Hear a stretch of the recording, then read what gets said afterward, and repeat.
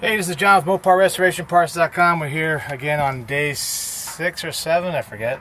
But anyway, this awning was it pulled out of the fiberglass, so I'm going to take this strip off. We've already stripped the awning off itself and got the old material off of it. I'm going to go get some different screws or something different to make this work again and put it back together without the cloth for now.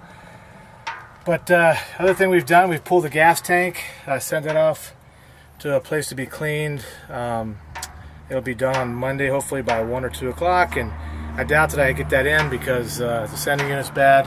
So I'll try to locate something or to have that one rebuilt, and then the plan is to probably come back.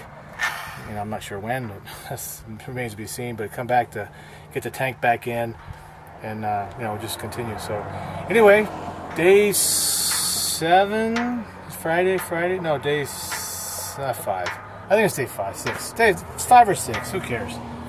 Main thing is we're getting stuff done. Alright, this is John with MoparRestorationParts.com with Ryan out here, my helper, and we're going to call it a day. I'll update anything if there's anything significant, and I'll catch you later. Bye.